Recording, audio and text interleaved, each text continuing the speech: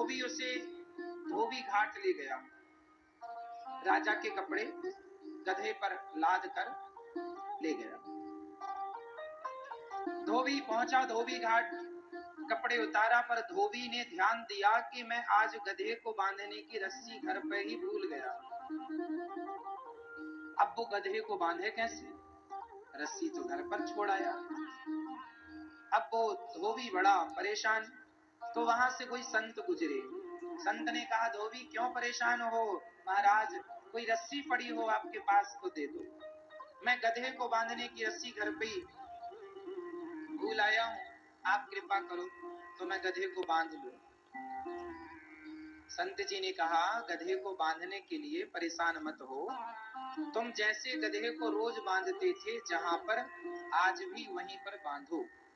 धोबी बोला, रस्सी ही तो नहीं है। संत जी बोले, रस्सी से नहीं, झूठ मूठ का बांधो। जैसे रोज सच्ची का बांधते थे, आज झूठ मूठ का बांधो।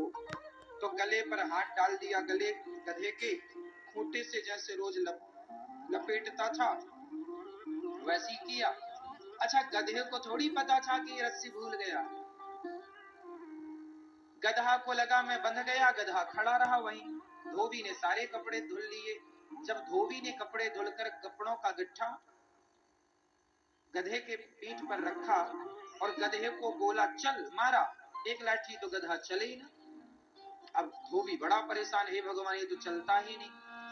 संत जी ने कहा, अरे भाई उससे पहले खोल तो सही। धोबी बोला, मैंने तो बांधा ही नहीं था, तो खोलू क्या? बांधने का तूने अभिनय तो किया था। उसी प्रकार अब झूठ मूठ का हाथ गले में डाला गधे के, गधे को लगा मैं खुल गया, गधा चल पड़ा।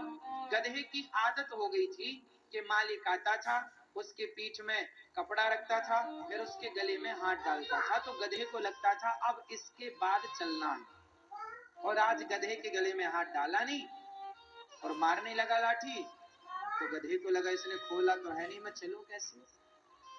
अब मुझे एक प्रश्न का उत्तर दो आप, बंधा हुआ था, उत्तर दो।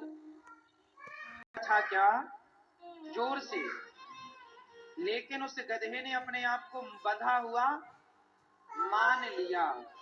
उसी तरह आप लोग बंधे नहीं हैं किसी से, लेकिन आप लोग भी अपने आप को बंधा हुआ मानते हैं।